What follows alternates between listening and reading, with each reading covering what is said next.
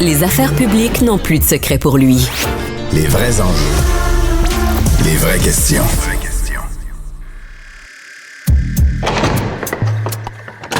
La criminalité, c'est un cycle.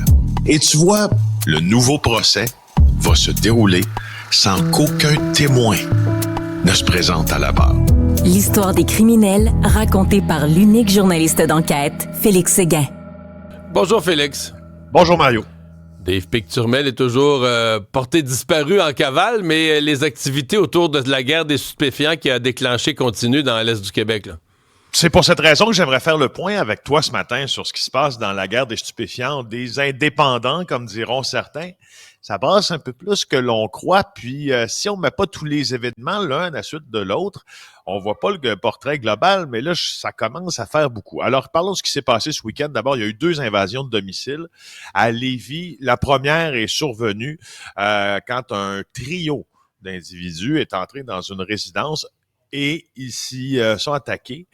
Ils sont attaqués à un occupant de cette résidence et il a été battu à coups de marteau. Quand même. Un coup de marteau. Hein? Ouais. Alors, on ne sait pas, là, on connaît pas son état de santé. On sait qu'il a survécu, bien sûr. Alors, manifestement, ceux qui sont entrés étaient à la recherche d'une personne. Ont-ils trouvé la bonne? C'est pas. Parce que 20 minutes plus tard, les policiers ont reçu un deuxième appel d'une maison située sur une rue voisine, même émo, même modus operandi, menace proférée, pas de résident battu, par exemple.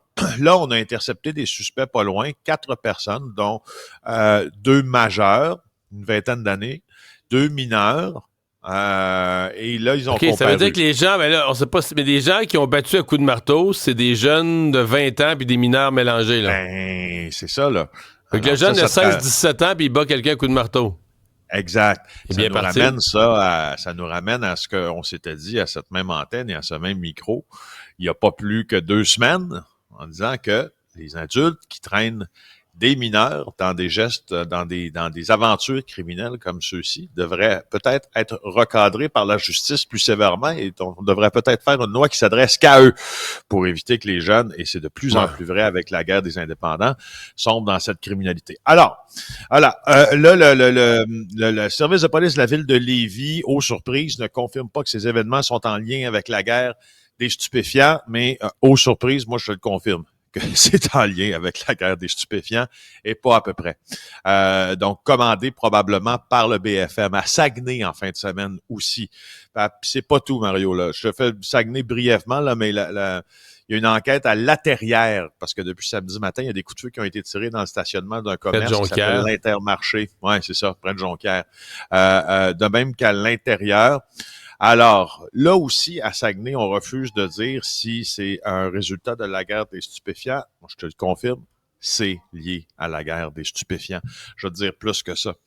Au cours des derniers mois, je regarde ça là, à Saint-Damien-de-Bellechasse, 23 janvier, 3 février, 24 février, 26 février, 10 mars, 14 mars, hier, il y a eu, en autant de dates que je te nomme, il y a eu un événement pour chaque date lié à la guerre des stupéfiants, soit des tentatives de passage à tabac ou des passages à tabac.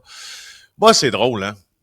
J'ai l'impression que, en raison de la petitesse de certains événements fait en sorte, on dirait que ça, je sais pas si ça vient toujours sur le radar des autorités, mais il y a vraiment une guerre qui continue, là.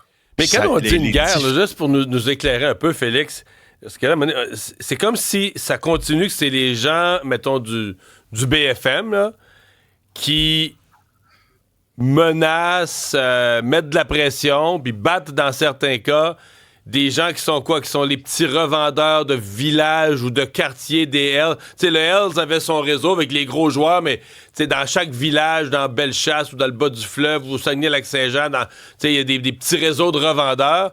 Puis eux, ils voudraient les ramener dans leur camp. Puis s'ils disent non, s'ils restent affiliés aux Hells, on leur sac une volée. Puis là, on se dit, plus il y en a qui deviennent des exemples, plus les autres nous écoutent attentivement avant de dire non, là.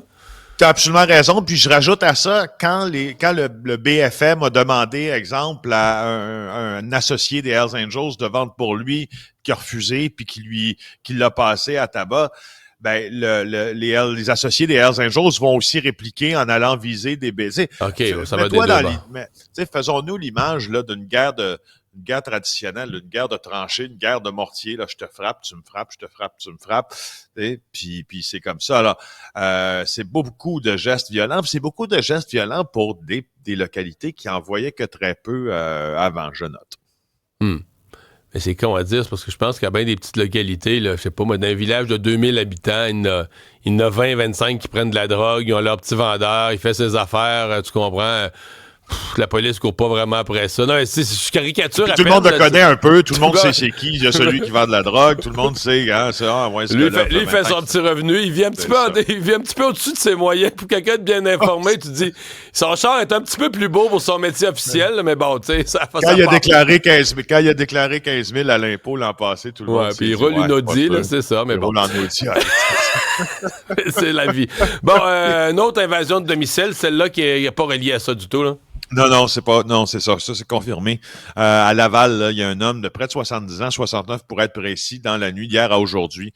Il a été, non pas visé, mais victime d'une invasion de domicile quand des suspects sont introduits chez lui.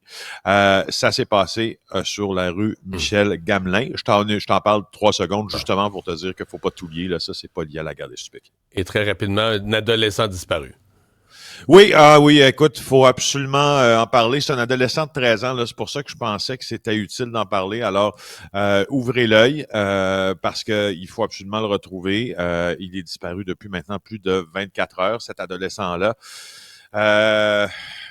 Doit être retrouvé, là. Franchement, il est en danger si on le retrouve pas très vite. Il s'appelle Luca Ariel Massengou. Il manque à l'appel depuis samedi. Dernière fois vu, Côte-des-Neiges, Notre-Dame-de-Grâce, ouvrez l'œil. Voilà. Merci, Félix. Au revoir.